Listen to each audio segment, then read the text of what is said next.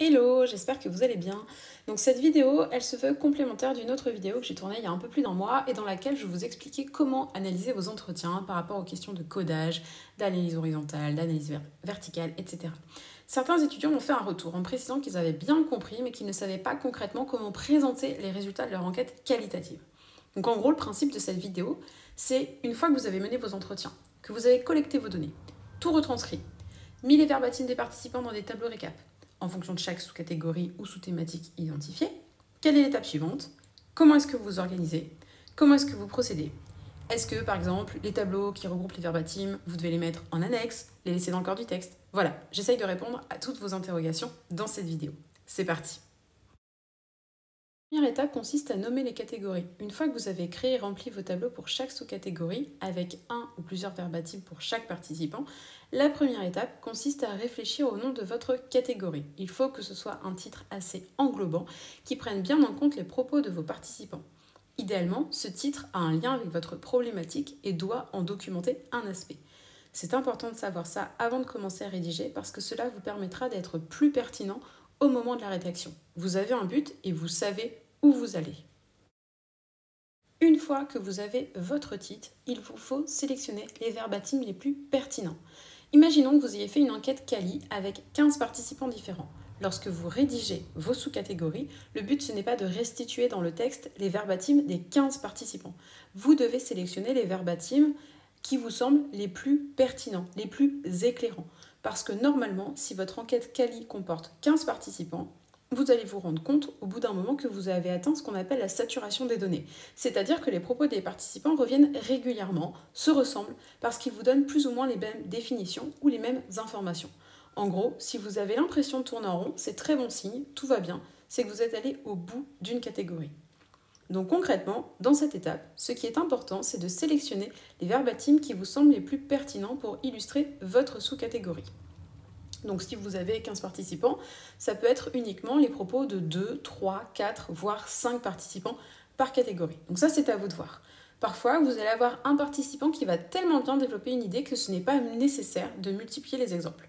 Par contre, si d'autres participants ont le même point de vue que lui, vous pouvez tout à fait le préciser dans la phrase suivante, notamment en mettant quelque chose du style « D'autres participants partagent ce point de vue, notamment P3, P4 et P5, qui estiment que blablabla. Blablabla. » Les verbatims que vous sélectionnez pour les faire apparaître dans le corps du texte, surtout, pensez à bien les mettre entre guillemets, en italique et à préciser le nom, prénom ou le numéro du répondant, soit entre parenthèses après le verbatim, soit directement dans la phrase. Je propose un exemple concret ici avec deux manières de présenter les données. Surtout, ce qui est important, c'est de bien introduire le verbatim. Donc dans les deux cas, vous voyez que je l'ai fait. Et pour rappel, si cela vous semble pertinent, vous pouvez tout à fait ajouter entre parenthèses l'âge du répondant. J'ai fait une autre vidéo sur justement la question de est-ce qu'il vaut mieux mettre un prénom ou un numéro et sur les autres informations que vous pouvez ajouter. Donc je vous ai mis le lien dans la description de l'épisode. Ensuite, qu'est-ce que vous devez faire des autres verbatims? Donc, concrètement, les autres verbatims, vous les gardez. Ils permettront à votre lecteur de se rendre compte du point de vue de chaque intervenant. Soit vous les mettez en annexe, dans une annexe à part entière par rapport à votre sous-thématique, soit vous les laissez dans le corps du texte après avoir écrit une phrase du style « D'autres verbatims illustrent cette sous-catégorie, ceux-ci sont disponibles ci-dessous, / en annexe en fonction de ce que vous faites ».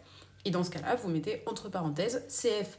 En italique, annexe, temps. Personnellement, je ne suis pas fan des longs tableaux dans le corps du texte. En général, les encadrants peuvent être un peu plus tatillons là-dessus et vous le reprocher en vous disant que vous avez rempli votre mémoire avec les propos des participants, mais qu'il manque de l'analyse, que vous êtes resté à un niveau trop descriptif. Pour moi, si vous ne mettez pas votre tableau dans le corps du texte, ça vous oblige à rédiger, à vraiment prendre le temps de vous poser sur vos données pour les analyser. En plus, ça permet d'éviter éventuellement ce côté paraphrase. Parce que si on lit votre texte et qu'on lit votre tableau, on peut se rendre compte qu'il y a de la paraphrase partout. Et ça, en général, c'est très moyennement apprécié. Il ne faut pas que votre lecteur se dise « Ah mais en fait, j'ai besoin de l'un ou de l'autre, mais c'est tout ». Ce que vous écrivez dans votre texte doit compléter vos verbatims, votre tableau. En plus, si vous mettez le tableau en annexe, votre lecteur se rendra moins facilement compte que vous faites de la paraphrase. Il est peu probable qu'il prenne le temps de regarder l'annexe au moment où il consulte votre texte. Dernière étape, pour les verbatims que vous sélectionnez, les verbatims qui vous semblent donc vraiment pertinents, il faut faire attention à justement ne pas faire de paraphrase pour ces verbatims et davantage être dans un niveau d'explication et d'argumentation. Par exemple, vous pouvez dire « certains participants estiment blablabla », ce qui montre que blablabla. A l'inverse, d'autres participants pensent plutôt blablabla, ce qui laisse supposer que blablabla. Vous pouvez émettre des suppositions, bien évidemment. Et donc, une fois que vous avez fait ça, une fois que vous avez défini votre nom de catégorie, que vous savez que vous avez sélectionné les verbatims pertinents pour illustrer cette catégorie, que vous avez expliqué le propos de vos participants, vous avez terminé. Il faut faire ça après pour chacune de vos sous-catégories. Et ce qui peut être bien, c'est de faire relire votre texte et vos verbatims par une autre personne. Parce qu'en fait, en faisant relire ces verbatims, il est possible que d'autres personnes vous disent « Ah, mais du coup, ce mot-là, il est intéressant, tu aurais pu l'utiliser, moi, ce verbatim, il me fait penser à ça, et ainsi de suite. » Donc vous devez d'ailleurs être attentif aux mots utilisés par vos participants. Les gens que vous allez interroger utilisent en fait des mots spécifiques pour vous parler de quelque chose, d'un ressenti, d'une perception.